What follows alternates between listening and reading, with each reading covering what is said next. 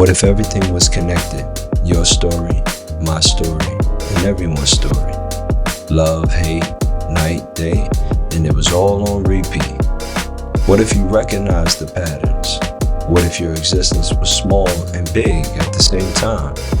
What if you understood life before death? Those questions might be deep, but I think it's important to talk about. Let's connect the dots.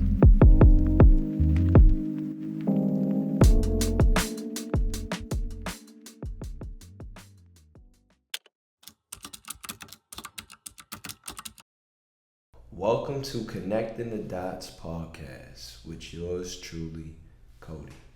Welcome back, guys. So, if so far you've been tuned in, thank you. Thank you for tuning in. This is all new for me, putting myself out there, giving my opinions, giving my thoughts on things that, for the most part, people that may know me close or even clients that I work with, these are things that internally I use in my work. Internally I use these practices, these tools, some of these conceptual beliefs that have been passed on to me through many years of different mentors and people along the way, along the journey. And so, and then also just from other teachings that, I've always dabbled in and just a comprehensive approach to just general knowledge and information about self, right? Because when I work with people through fitness, it always comes back to working with yourself. And it's really about diving real deep into a different version of yourself that you haven't discovered yet. So, thank you so far for just tuning in and listening to what I have to say about, being a better person, right? Because we're all working towards being a better person. I know I'm trying to work to be the best person that I could be. But, I want to push this narrative out there into the world that we can all be a little bit better. So I hope you guys are enjoying the content. Again, this is more like a hobby for me, honestly, just putting the information out there and trying to add to people's lives. Now, on this episode, I'm really, really, really excited about this episode. I don't know where to start. Let me just start. So, full disclaimer.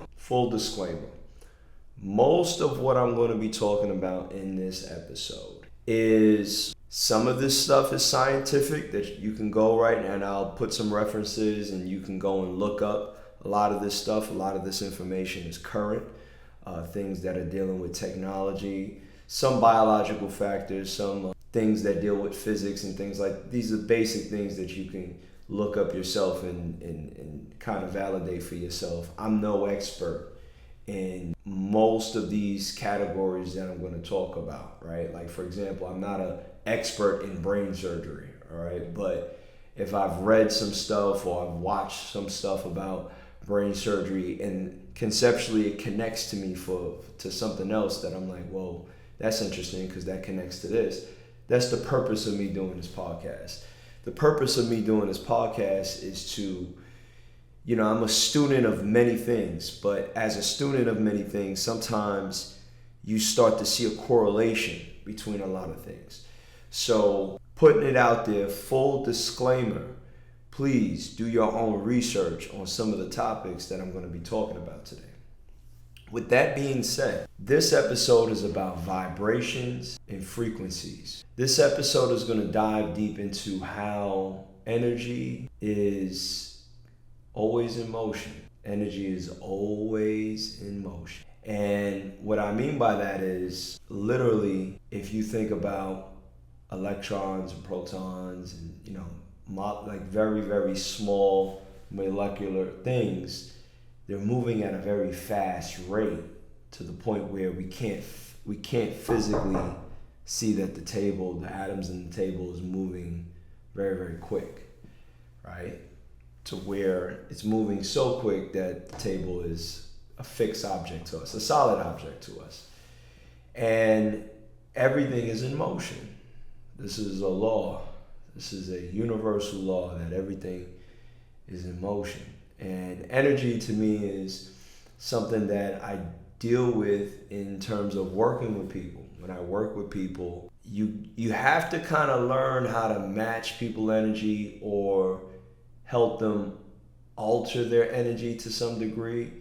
So I'm in the space where if somebody comes to me and, for example, they may feel insecure about themselves, they may feel insecure about their body, they just feel uncomfortable, maybe they just don't know how to work out or whatever it is, right? With my knowledge and my information and the journey I had to go through with my body, I literally put them in a different state that they didn't see themselves before. Now, what does that all mean? We're going to dive into that. We're going to dive into like, okay, Cody, what you're saying is great. It sounds very philosophical. But boy, oh boy, the world is changing. And because the world is changing so much, it actually prompted me to do some of the stuff that I'm going to be talking about in the podcast, right? Like there's a lot of mental health stuff that we're going to touch on. And if you've seen other episodes, we're touching on it, but there's a lot of ethical and moral things that are happening in the world right now in terms of technology that we have to now start having conversations. And in every industry, we have to have these conversations. And again, these things are for better or for worse, right? Build or destroy. But when we think about, ourselves, our energy, how we are evolving as human beings, and what does that mean for technology? Technology doesn't have to stunt our growth. If anything, technology can enhance our growth if we kind of look deeper into ourselves and what we're here for.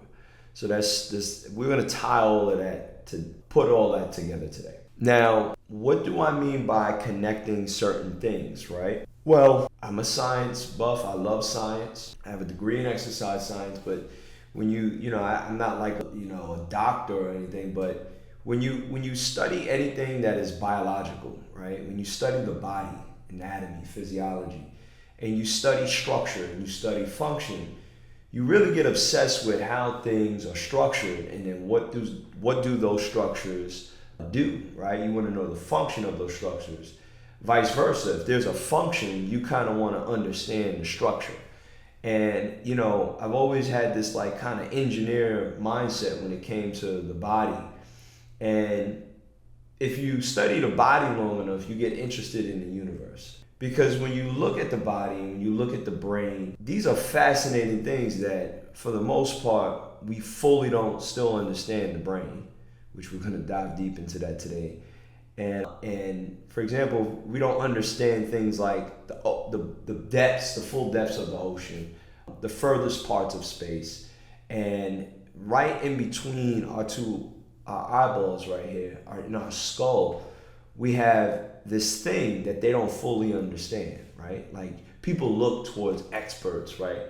And experts, believe it or not, about maybe 50%, maybe over 50% of what they know about the brain is all conceptual, right? We like facts. We're in a world now where everybody wants facts. But the fact of the matter is that they don't fully understand the brain. So what does that mean? For me, if we don't fully understand all aspects of the brain, how can we fully understand all aspects of the universe? How can we be so sure about certain things when we don't have enough proof that we understand ourselves, the thing that actually makes us? So that fascinates me. I've always been interested in, the nervous system and how our nervous system interacts with the environment around us. How does our nervous system interact with trauma?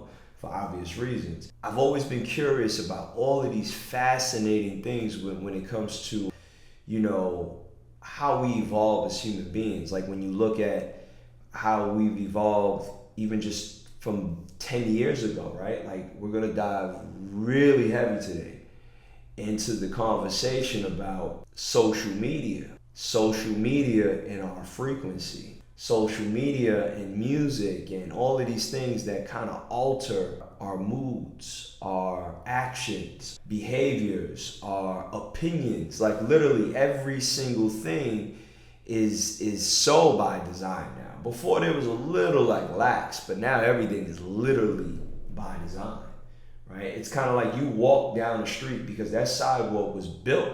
Somebody built that sidewalk that you got to walk down, right? When you go in other parts of the world, they kind of just got to look at the sun and the moon, and they got to figure out where to go. Whereas us, everything is programmed.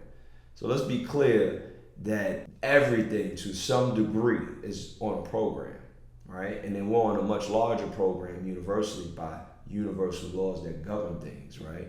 Now, who made these things? We all know the Most High. So again, some of those connecting points are going to be things centered around science, things centered around metaphysical things centered around just general in my practice, like when I work with people.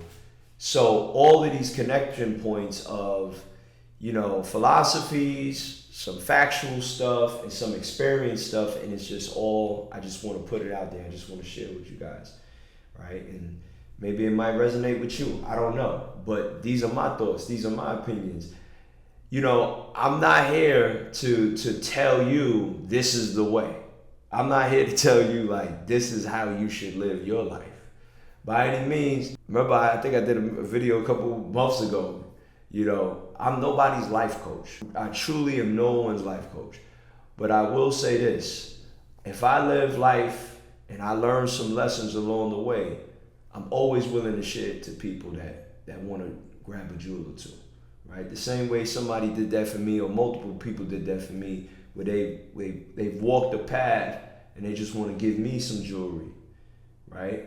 So I just want to get that jewelry off now through these cameras. This is how we consume information today, right? So at the end of the day, wherever you are, tune in and lock in, and we're going to connect these dots. Now, what we're going to unpack first is really making me starting to question, is science fiction even science fiction anymore? Science fiction won't be science fiction. Science fiction is probably going to be like black and white films, probably in the next 10 years to some degree, maybe 10, 20, I don't know, but put it like this, it's on the verge. It's definitely on the path, and we're going to dive into that today. We're going to dive deep into no, not too deep, because again, I'm no expert, but I'm going to share with you some stuff that I feel like is connected to other things. We're going to start off with Neuralink. So Neuralink, I really don't have to, I guess, talk about Neuralink too much. Hopefully, if you're in tune with what's going on, Elon Musk and Neuralink, they're working on essentially putting, it's a chip, right? But what's connected onto the chip is more so like these wires that pretty much go across the brain, very, very thin wires that read electrical signals in the brain, which we're gonna talk a little bit more about that, right? And the thing about this is that, just to put it in layman's terms, right? Again, I'm not going to, but put it in layman's terms, they're opening a person's, they tested this on monkeys, but they're opening people's skulls, and they're putting these electrodes onto a person's brain, and they're basically decoding the brain regions. So if there's certain regions of the brain that is responsible for example, like language or mood or anything like that, but particularly language they're working on right now, they're studying the electrical activity that basically gives information back into an analog that then goes into a digital, some sort of digital interface, and it goes into a computer, and they're using machine learning algorithms. They're using algorithms that are essentially studying and learning the behavior of the waves that are coming in. I guess it's the brain waves that are coming in, and essentially is decoding it. They're essentially decoding it to say, well, this wavelength or this activity is indicating when he wants this to move in this direction, or he's pointing at the window, or what have you. And it's essentially creating a library. And the way these algorithms work in terms of machine learning is that over a period of time, once there's enough patterns and once there's enough data set information where it can pretty much predict, right? It's predicting by accuracy, it's predicting like there's like a 87% that this wavelength is indicating a window, right? And it's interesting because you're seeing this, right, with the large language model systems. You're seeing like, oh, it could do a whole email. Yeah, it can do a whole email because it knows the English language. Like they've created algorithms that literally have studied the human language and how we use human language in particular contexts. Anyways, the point is that electricity is a common denominator that we're going to talk about today. So please remember electricity. Electricity, right? Electrical activity in the brain is what they're reading. Now, why is that important to me? Why do I find that so interesting? I find it interesting because when you think about how electricity is measured, how sound is measured, all of these different things have vibrations and they have frequencies, right? So even the fact that there's literally a frequency of a particular vibration of a particular wavelength is coming in the computer and it's going through an algorithm. We hear it all the time. Words have power. What you say has power, the power of the tongue. Well, this is literally showing you that there is literal electrical activity. There's literal electrical power that they're researching to say, hey, like, we're essentially going to get to a place where we could put a chip in a person's brain and alter their mood later down the line, right? Not now, later down the line. We could maybe help them with depression. And I'll share some of this stuff. A lot of Human Lab podcasts, they cover, he has a couple episodes talking about this stuff, and it was interesting. One gentleman on his podcast was talking about how they had this open brain surgery, and they were literally, some of these open brain surgeries, there's no pain receptors on the brain. So they could poke at the person's brain if the person's up during the brain surgery. Like they could talk to you and you got your skull literally open. And he was saying how literally at one point he was poking on the guy, a particular section, giving these electrical impulses into one side of the brain, and the person could not speak, but he wanted to speak. So, you gotta wonder, like, okay, like that sounds like a hell of a weapon. And it's just interesting in terms of Neuralink. I'm not here to scare anybody, but I am here to have a conversation about, energy. I am here to have a conversation about what are they doing at Neuralink that is actually something that we already kind of do, but we're not aware of it, right? Like, I'm gonna dive into this because I work with the human body, and the human body is a very interesting thing because it's composed of so many different things, right? However, we're all made of like really basic stuff, right? When you think about it, like we're made of like water, we're made of like, different minerals, and, like they say we're like stardust essentially. And so when you break us all the way down, it's kind of interesting that like we share the same material of everything else, but yet this common denominator that charges everything is like energy. Right? Like literally, like it could be atoms. In this case, the source energy of what we're going to talk about is electricity. And so the thing that's in our brain, the thing that is basically giving us a consciousness that's helping us walk through the world is our brain. And our brain is getting literally a charge, an electrical charge based off how the neurons fire. But computers use electricity to compute zeros and ones. Okay, why does that? Okay, Cody, what does that mean? Okay, if your brain literally is responsible for your 5 senses, your hearing, your seeing, your smelling, your taste, your touch, literally everything. And this is how you receive the information from the outside world. So literally, light photons and our physical touch and our nervous system and sensory and motor neurons and how we interact, proprioception, neuroplasticity, all of the science geeks tune in, lock in, you go look it up. The point is that our nervous system is constantly adapting to an environment around us, right? It's one of the reasons why if somebody punched you in the face or you got shot, something traumatic happened to you, you always on edge, right? when I work with people in boxing, I tell them all the time, you got to keep your hands up, right? It's until you get punched in the face and you bleeding and, that you would then start to keep your hands up. It's a very interesting thing because the body is the best teacher. Once something happens to your body is always giving you a reminder like, hey, remember that? But the interesting thing about it is that our brain, our mind, our conscious is something that has full control over all of those things, right? And we're going to tie that into a bigger knot later at the very end when we're talking about something, when we're going to talk about willpower, right? Because will is a very, very important thing that's lacking today. But we're going to tie that knot later. But when we look at how essentially our brain is something that it is the boss, our brain, right? If our brain kind of go out, we're done, right? Obviously, you lose enough oxygen to the brain, everything starts to shut down. It's pretty much like you about to go, right? So the brain is the CEO. The brain is the CEO of the body, right? I mean, the heart can beat on its own without the brain to some degree, but for the most part, the brain is telling everything. The brain is pretty much responsible for how you interpret sound, how you visualize things. The brain is helping you coordinate and facilitate all of these different complex systems in the body.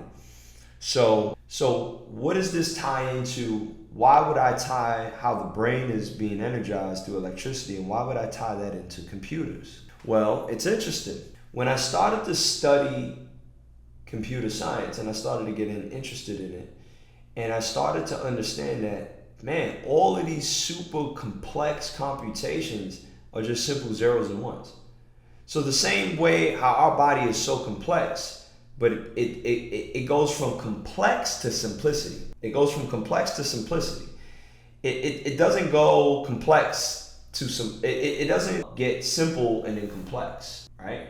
If you know what I mean. It literally is. We interact with the world, and everything is. We don't, like I said earlier, we don't fully understand how the brain does everything.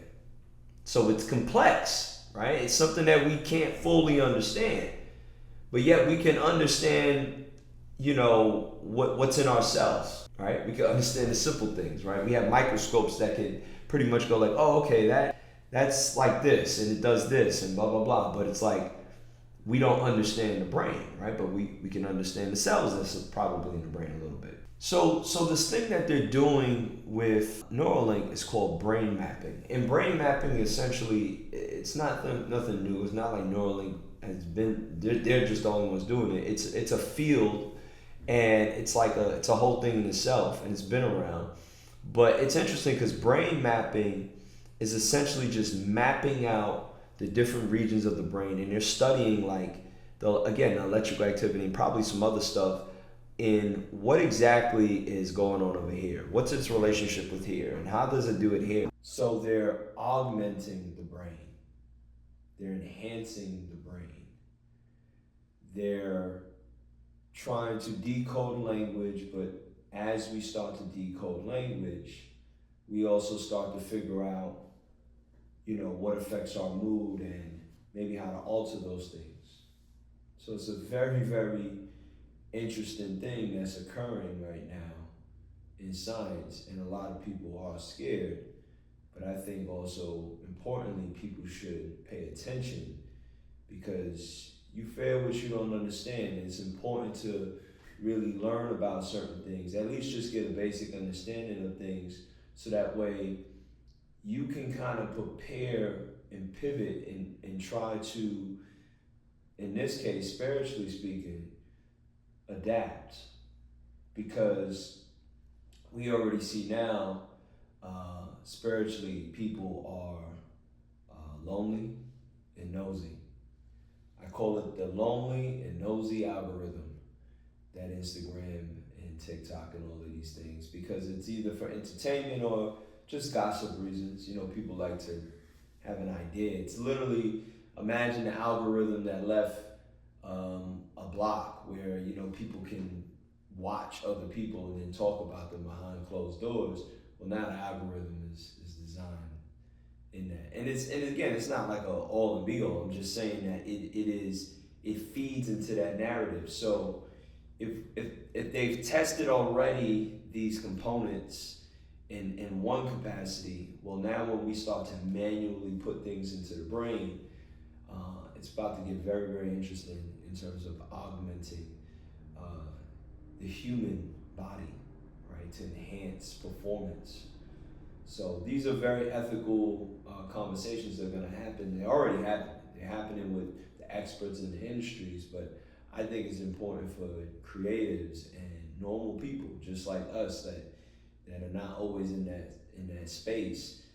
We have to start thinking about, what does that mean energetically? What does that mean for us spiritually? Machine learning works, neural networks, all of this interrelated stuff, and you look at how we've been working. When you look at how, as a human being, we have done amazing things, man. I mean, we've done terrible things, but we've also done amazing things. This is why we're here, right? I mean, we probably won't be here for too long based on how the world looks, but for the most part, when you look at how we evolved as a human species to even get to a point where we can even design technology, right? Well, here's the thing. What if that wasn't always the case? What if we were at a frequency at some point in time that was very, very just something that we can't physically comprehend?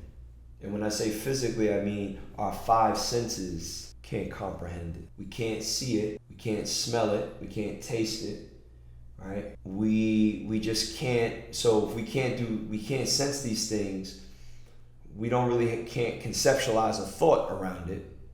But we practice faith, we believe in things, right? I talked earlier in the first episode about stories, like, I'm not against religion, I believe in God. I do want to be clear though that the thing is that when we talk about God is this thing that we almost, are you God or are we the ego of God, right? What we see today is that people, for example, they use God name in vain a lot. A lot of people always talking about God, and then it's like, damn, man, like, I always look at people's actions. Actions speak louder for words than me. I don't care what you got going on, how you talk. Like, for me, it's one of the reasons why I don't really like.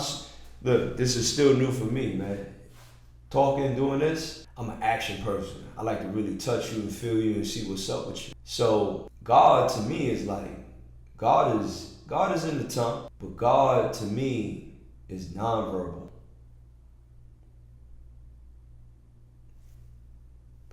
God's always speaking to us, right?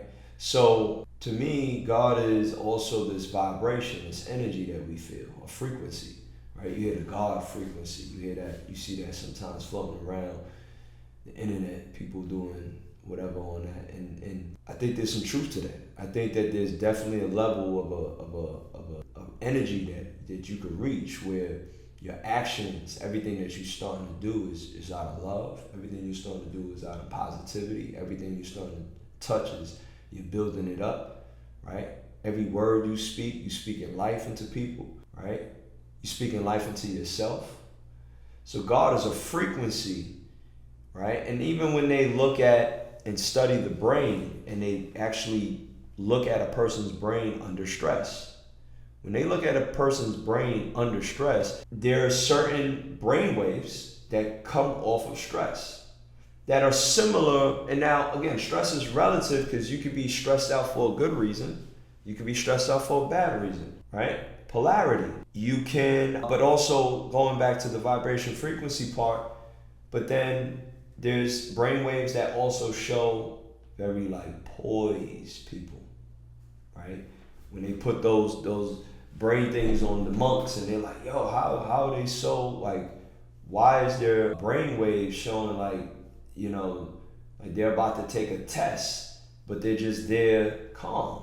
It's because I believe that there are those that really dive deep into tapping into themselves, right? And that's a lifelong practice, right? And today, it's very hard to tap into yourself because there's so many things distorting our frequencies. Just think about it from a sound wave perspective, right? Forget like the metaphysical, philosophical, forget that shit, right? Because I know a lot of that people be like, oh, he talking that chakra shit. Like, here's the thing. Imagine you're in a room, right? Imagine I'm in here with y'all right now. And, well, I am here with y'all right now, but you know what I mean. But it's loud. There's loud music. You wouldn't be able to hear me. And that's just basic because those sound waves are going to distort these sound waves, right? So imagine people. Like, imagine if you're about to buy a house or something. Let's say you're doing something good for yourself. Like, you're like, yo, I'm about to buy a house. And, you know, your energy is like, it's high. You know, you're moving on a high pace. Like, everything is vibrant about you. You know, and you're just moving in the right direction, in that positive direction. And somebody going like, oh, don't buy a house over there. Now, it's not coming from a place of caution. You know, some people could be like, hey, you know, be careful. You should look into this and blah, blah, blah. No, it's just like, just the energy just be like, oh, why you gonna buy a house over there? And you be like, man, what's that energy, that's a frequency. I see it as like water. Like for me, when you actually look at water, and you look at a vibration, like a wave, right? Like one wave, you know, you get people that like, you know, you might be peaceful, you might be calm, you might be productive, and your waves are just like evenly proportioned, and you just flowing. And then here come that motherfucker just splashing all the water, right? Right? Distorting things. Maybe they're angry. Maybe they're depressed. Maybe, you know, whatever it is that's going on with their life. Now, here's the thing. Nothing wrong with that person, by the way. This goes back into where I work with people. And when I work with people, my job is if I see somebody, for example, they're frustrated. If I'm showing them something physically and they're frustrated, what I see is that they're frustrated mentally. That's affecting them physically. And I know that well because I was frustrated, and sometimes I still get frustrated mentally. But what I've learned is the law of alchemy, right? Well, not law, but you know what I mean. Alchemy of physically exerting what I have to sort through mentally. People, right? Fitness is therapy. People have a hard time finding outlets, right? And we're going to dive into social media in a bit, but outlets sometimes can also be traps. They can also be distractions. So you have to find healthy outlets, right? Like this podcast, for example, is an outlet for me to some degree in terms of just like, I normally journal this stuff, but I'm like, hey, why not? So it's an outlet for me. Outlet journaling wise is cool too, but now I'm documenting it on video and just sharing it on Instagram or wherever this is going there. Outlets are important. But today, number one outlet, social media. Hands down. Hands down. Doesn't matter what age you are. You ain't got shit, you ain't doing nothing, you frustrated, you hate your life. I'ma just scroll. And the scrolling is interesting because what the scrolling does, is all by design, by the way. The interface, like the way the pictures are, comments, everything. Like even when you guys see this, just pay attention. Like just really pay attention to yourself when you use your phone, right? Like really pay attention. Now, why is this important? Social media, junk food, I love it, you know, I can eat some chips, man. Junk food, pornography, anything that we know is like, yo, you know, I should never been on Instagram for the last 4 hours. Like we all are grown, some of us hopefully, where if you've done something you're like, oh, I just wasted my time, you were trapped. That's by design. That's not you. It is you, but it's definitely, it's no different than if you are eating Doritos and you're like, man, this is good. Anything that you eat, and that they invested people to design those chemicals and those taste buds in your mouth. That's by design. It's not by accident. So it's not entirely your fault. But we're going to talk about will later. Because what all of this is doing is destroying willpower. People have, when I started to see a decline. Nobody's talking about this. You don't see this in the headlines. I saw a decline in willpower since the pandemic. When I do classes, I work with people on mass scale. Sometimes I'm seeing people in groups. I'm looking at everybody just going, oh man, I'm just trying to get by. And I don't care how rich, poor, whatever your situation is, everybody was like on some kind of really depressed stuff. And I get it. There's a lot to be depressed about. Really is. The world is changing. There's a lot of stuff going on in the world. But you know what? People always trucked on. Like people, when you meet older, wiser people from a time where there wasn't cell phones, there wasn't so many coping mechanisms, they figured out a way. They had strong willpowers. They were able to always push through things. I admire those people because I talked about, obviously, some personal things about myself, but when I look back on my personal story and I think about some of the things that could have been with not just me, but also other individuals in my life, and I think about adversity, and I think about overcoming, and I think about will. Where there's a will, there's a way. I always think about my path, and I've never really shared this entirely in terms of why I even got into like where I'm at now with fitness. But when I was young and I had all these emotions, you know, like I love to work out. I got with the bartenders. The bartenders, shout outs to Giant, was real because, and now I can sum it all up. When you are working on your body and you are working out with people and some people have been locked up and they've been locked up for 30 years. So when they touch that bar and they know they not gonna get another turn, they gonna do 40 a clip, 50 a clip, right? It's like that will. I gotta get 40 in. I gotta get 40 pull-ups in. Y'all can make fun of me and be like, that's some jail shit. But there's a lot of people coming home from jail becoming millionaires on Instagram. Shout outs to Wallow. Wallow, you're a real one. For real, you are a real one. You one of the few people I listen to and I'll be like, yo, I ain't never been locked up, but if I was locked up, I would listen to that motherfucker. Shout outs to Wallow. You're a good brother, man. We love you, man. Keep doing what you're doing. We love you. I mean, I can't express that. I mean, you already know, but shout outs to Wallow. He's a good dude. I love his energy from the cameras. But just going back to, you know, social media and how social media is, in my opinion, distorting our frequency. Distorting our frequencies. What do I mean by that? Your brain is not designed to look on a phone at a small screen for an hour, or even, let's just say 10 minutes, and take in the whole world in 10 minutes. You cannot keep up with the whole world news. You cannot keep up what's going on with your friend, what's going on across the, like, you're processing way too much information too quick.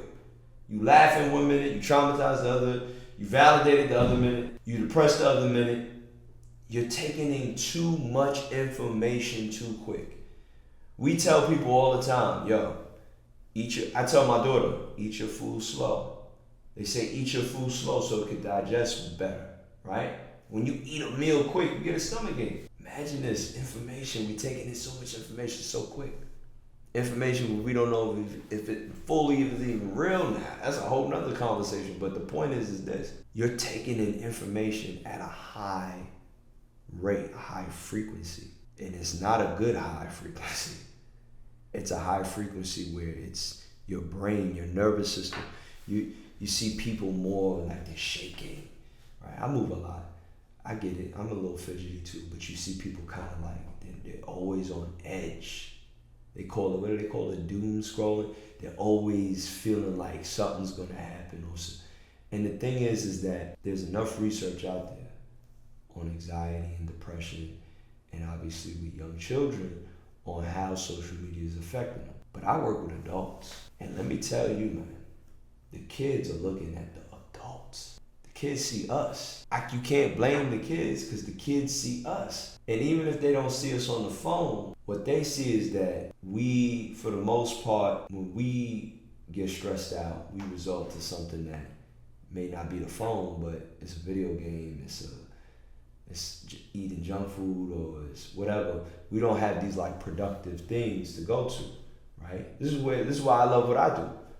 Because when I had started bartenders and over time, I really started to understand, like, man, your body is a vessel that you can really tap into your will, right? If you can't get that extra rep in, you have to learn how to tap into yourself real deeply. And then now you can do anything.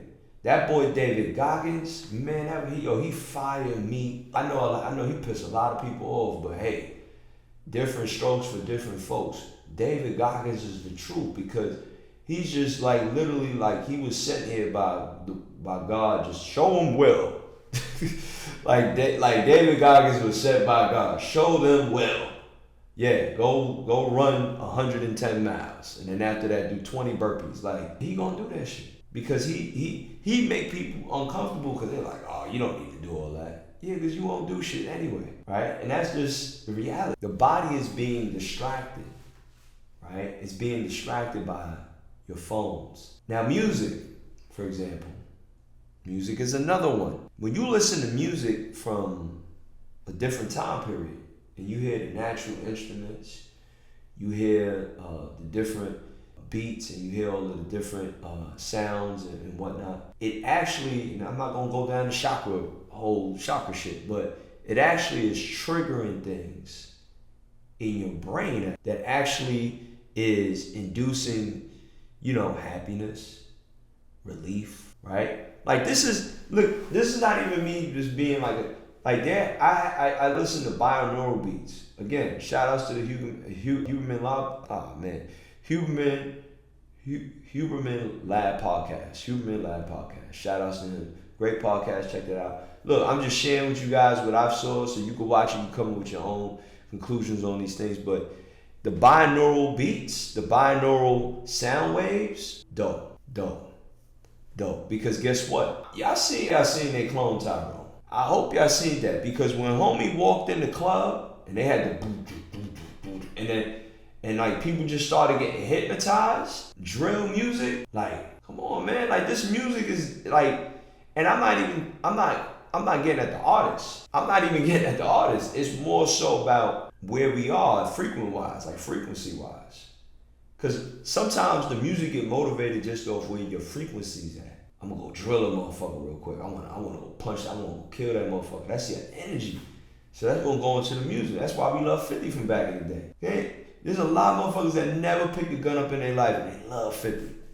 Right? It's because it's authentic. There was something there. So when we listen to certain music, it's authentic, right? You hear, when I drop this, I'm gonna drop a little interview I watched with Nipsey, where Nipsey was like, music is coming from somewhere else. And all artists do is they go and grab it. They go and grab it and pull it down. And then when they pull it down, they bring it down to a level where we can all understand it. But they pull that shit down for some because they vibrating somewhere else. Creatives are not just musicians, by the way. Creatives are scientists. Creatives are podcasters. Creative people come in all different forms. Just because you whoever painted this shit, this is cool. But whoever did this, it's cool, right? They're creative, but creative people are also very, very different people. They see the world very differently. So when you have a great teacher, when you have a great scientist, or when you have a great, now I'm learning, engineer, for example, they have these creative, strategic, logical, new ways of thinking, the out the box thinking. To me, a creative is anybody that's out the box. So I don't care what you're in, if you out the box, you just created something. You just brought something to this world that no one else did or no one else saw. You're creative.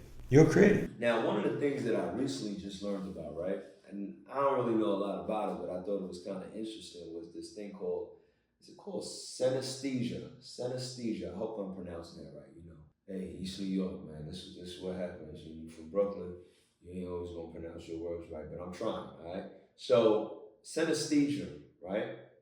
They call it a neurological condition, but it's basically, just to sum it up, it's basically just a person, they say you hear sounds, you see colors, that kind of stuff. But it's basically your senses that are working together simultaneously. In other words, when I hear something, a person that has this type of condition, if they hear something, they may also see a color with it, right?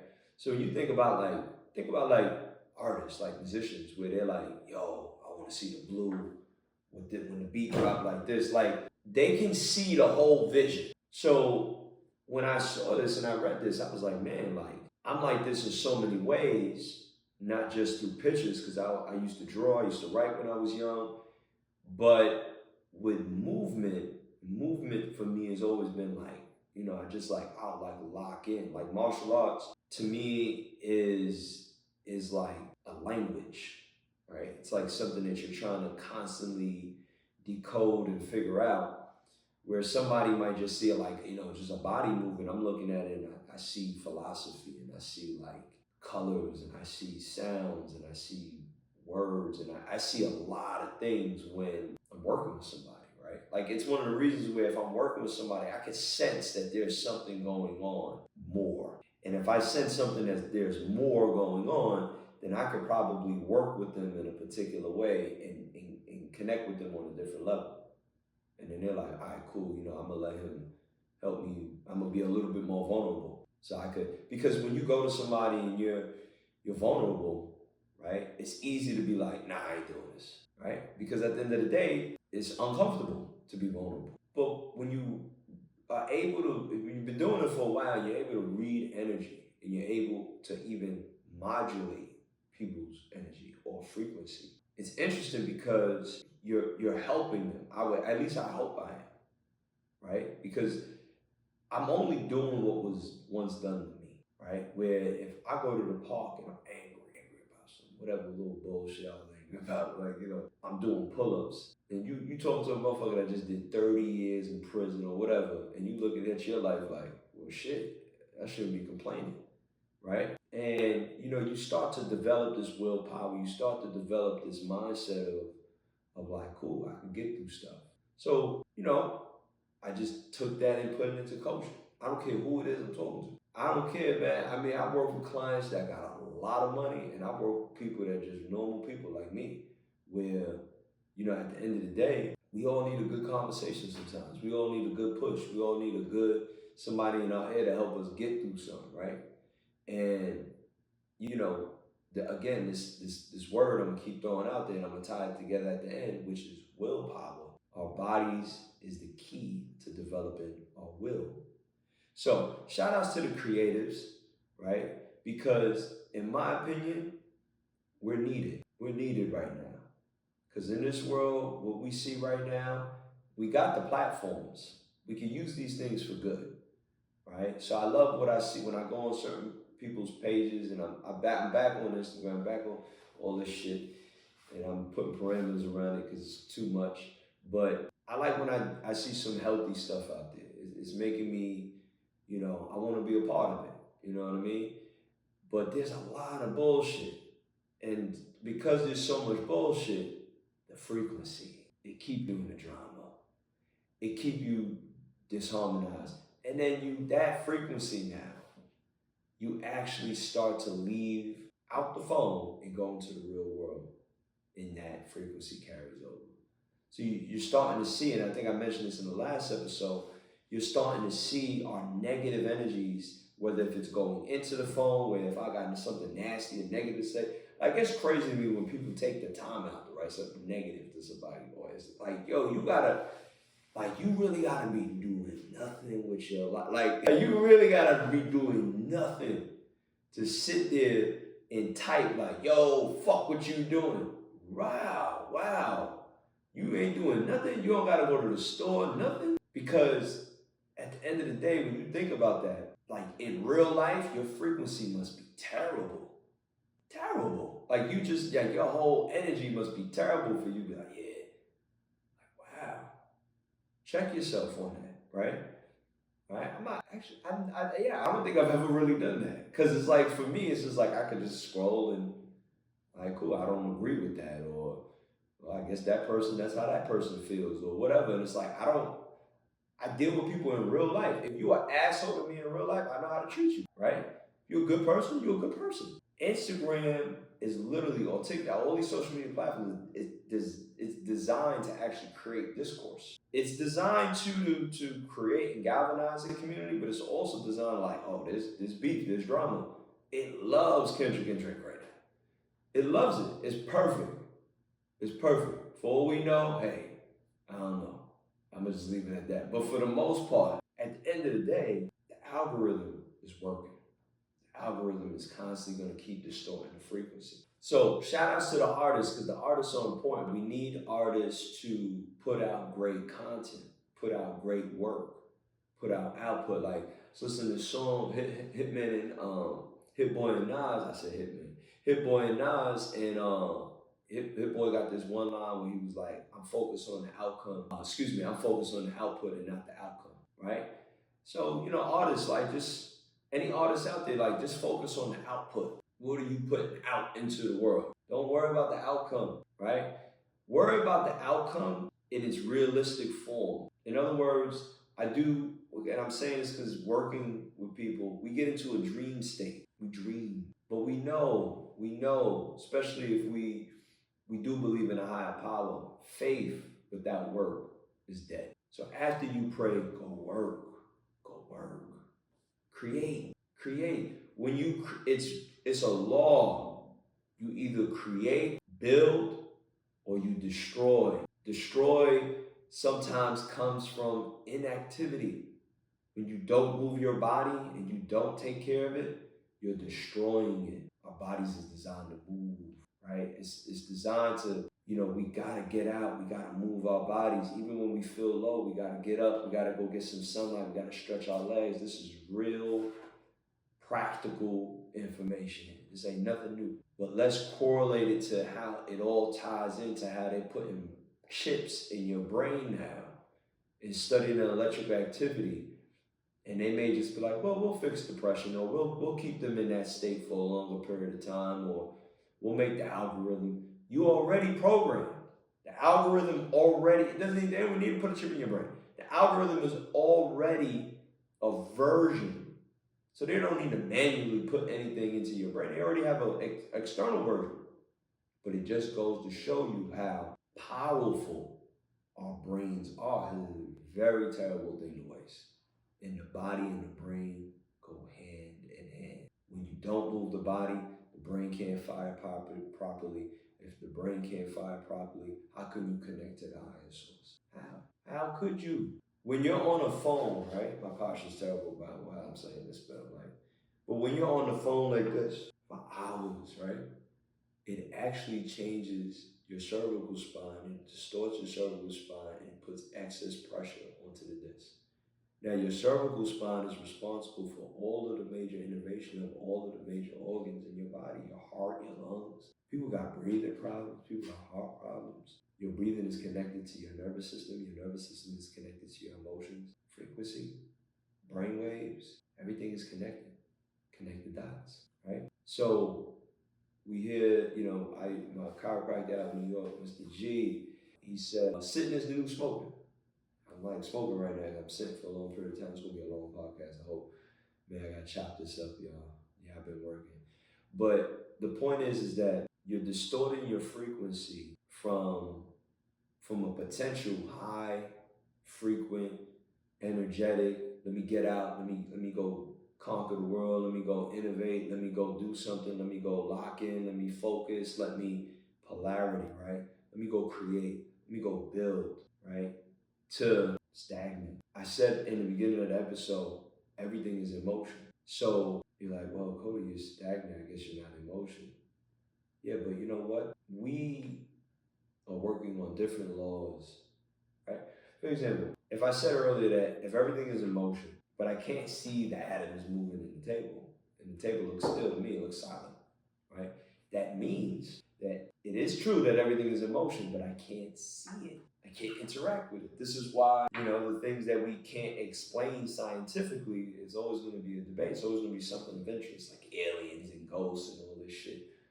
But we can look under a microscope and under a really powerful microscope and see certain things that we're talking about in physics, right? This is, the quantum mechanics and quantum physics and all of the stuff that's going on in the world right now. There's a lot of interesting stuff about that. But the point is this: your senses is what helps you interpret the world around you. So if we're operating on this physical plane, right? We had to have the mental plane, the spiritual plane, the physical plane.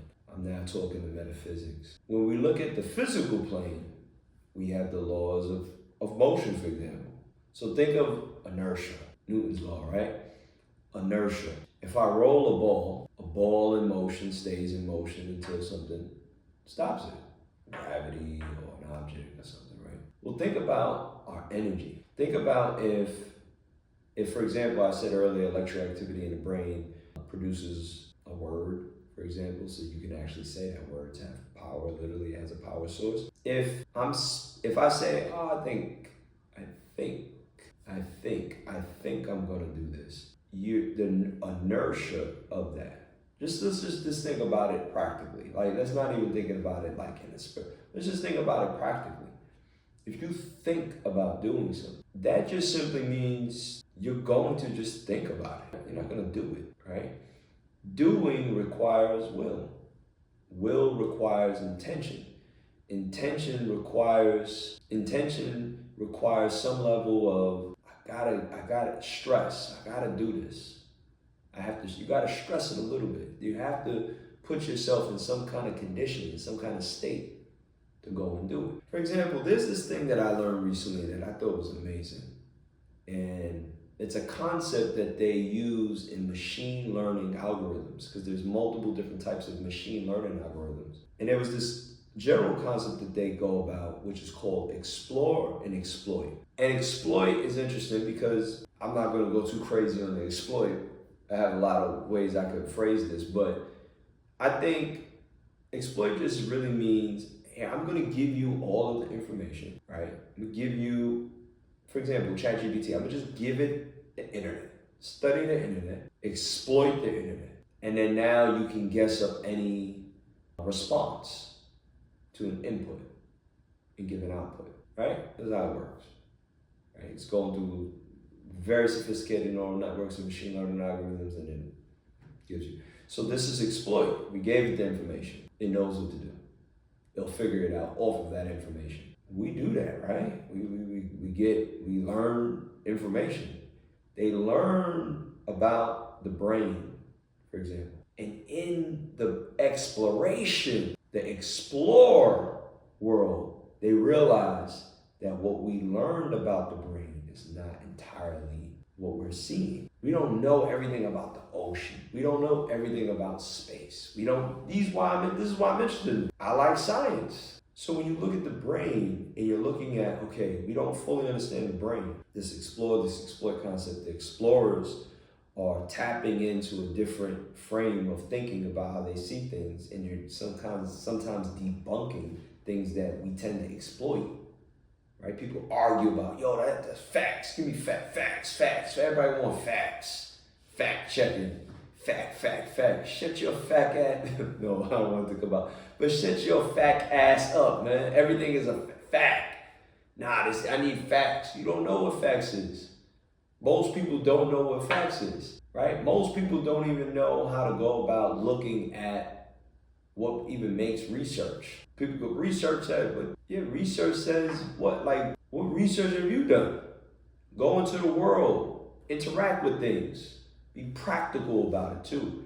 Read, get the information, but also go apply it. Because now when you go apply information, you're exploring to see if it works. Don't exploit it. Don't just say, anything that I'm on here saying, I applied it to some level in my life at one point. And I was like, oh shit, it worked. So I shared it because it at some point worked for me. So going back into the creatives, talking about this inertia law. Well, I have a thought. My thought turns into an action. My action turns into a circumstance.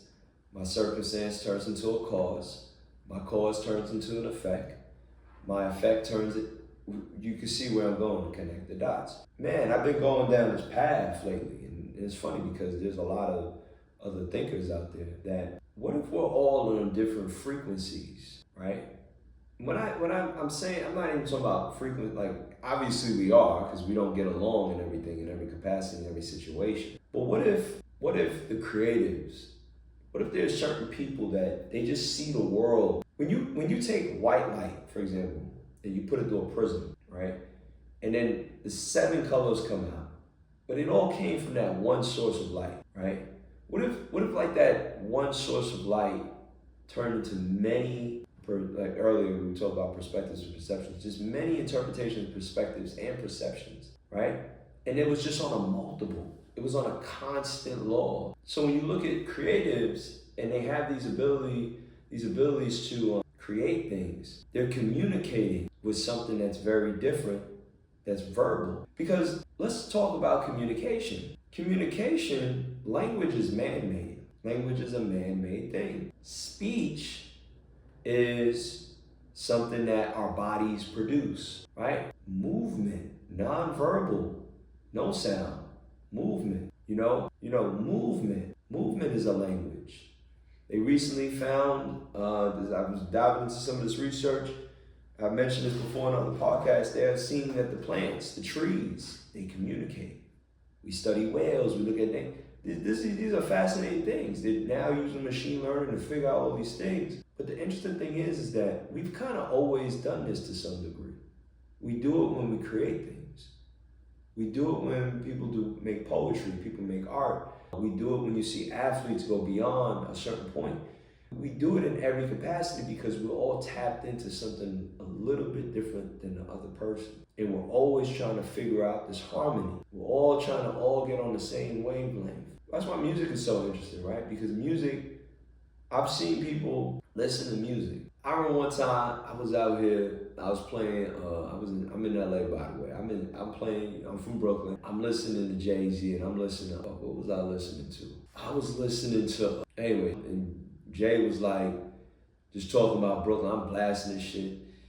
And I'm in the mall and this older white lady, she comes up to me and she goes like, what is that? And she's like yelling at me and I'm like, Jay-Z. Cause it's like, is she yelling at me because I'm playing the music loud? And she said, no, I like it. And then it threw me off because I was like, oh shit. Like my energy was like on defense and she liked it. And then I was like, oh, okay, cool. Like she fucked with it, right? Shout outs to Hov. Hov got superpowers like that, And then I realized it's just like, it's a frequency, man. It's a vibration. Real always gonna recognize real, man. And I'm not saying like, she was a thug or anything. I'm just saying like good vibes, good energy, right? Like this is just this shit, good vibe. Like these are the lingo now, right? But we always knew this. This that kind of energy when you could feel somebody looking at you and you turn your head and you see them looking. It's that language, that level of communication. Because communication, literally, they're seeing this in the brain, is electricity. It's energy, right? Now, obviously, I've never encountered it, but there are people that they claim that they can interact with things. I'm not one of them people, but I've been around people that say they can. And I believe them. I ain't even going front. I believe them. I've been around people that their energy is different. They have a different set of energy. And you could feel their energy, right? And they've mastered it, right? It's very poised. They know who they are. They know what they're connected to. And these are different people. These people are religious figures. Some of these people are just like healers. Some of these people are groomers. These are our frequency modulators. These are the people that when you go to them, right? You go to a barber, you get a haircut, and you go in that motherfucker feeling, and then you come out and you feel great. And you just change your frequency. Because for the most part, when you went in, your radio's like, and he just, ooh, and then now everything's coming out clear. You look at yourself in the mirror, you feel great, right? Or a coach, they make you move your body, and you're starting to see results in your body, you sweating, you feel great. You feel more confident. You feel like you could go do that now, right? Your frequency has changed, right? An educator, they enlighten you, they showed you something. A religious figure, they just said something to you that just tapped something into you, you're now more connected to God. These are frequency modulators. That's all that is. It's energy. It's literally just changing the way how the brain waves is happening in your brain. They're plugging shit in people's brain right now to calm them down. But we was calming ourselves down before all that shit. We was outside having to deal with differences and communicate verbally and figure out things before these phones. This generation has to figure out a lot. My daughter, I think about my daughter is going to grow up in a time where they might send a DM by thinking about it. Imagine it. They might send a DM by thinking about it. And it sounds crazy, right? It sounds like, you crazy.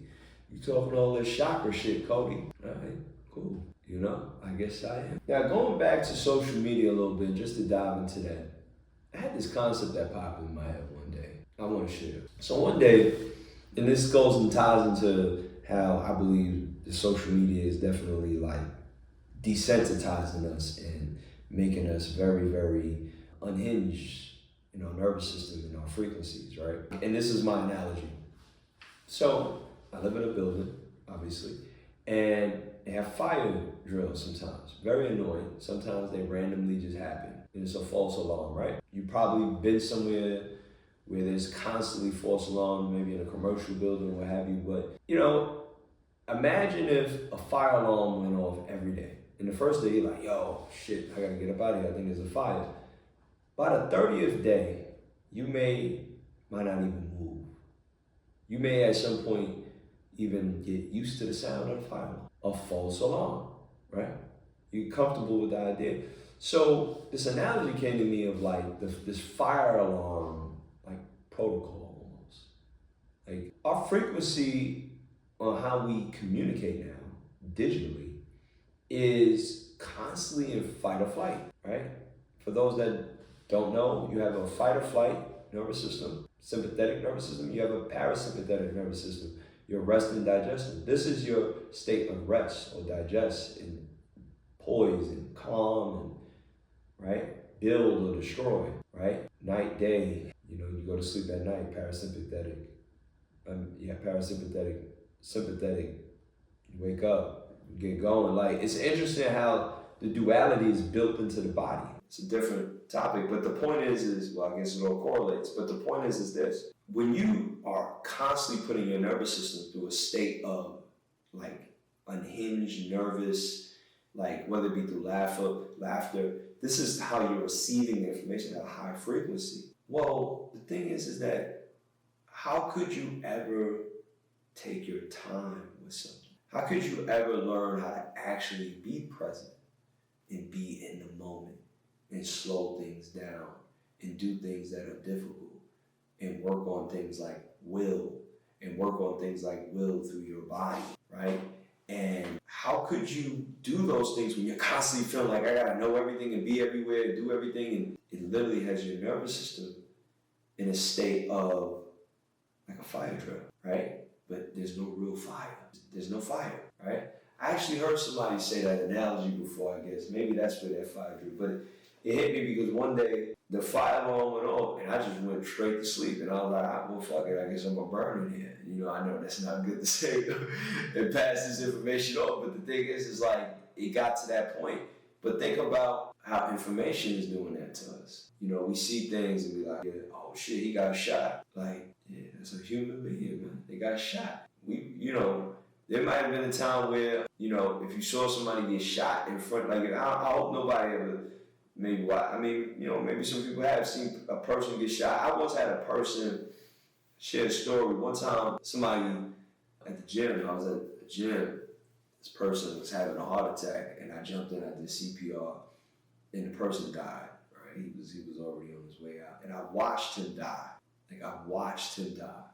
And I realized in that moment, because I didn't know him, I don't know if he was a good person, a bad person, I'm not here to judge him, I looked at him like, he's somebody I definitely probably would not have talked to or hung out with based on, like, the person that he looked like. But it's hard for me to say because I never engaged with him, right? Maybe I could have with him. Here's my point. My point is that I realized that, damn, we all really do go to some place. Maybe there's a two-way street there, but we all went. When I saw him leaving, all this like ego shit went out the door. And I realized, like, man, like, we all gonna live and we We all gonna die. It's always gonna be a night, and it's always gonna be a day. There's a constant law that's at play. In that law, I witnessed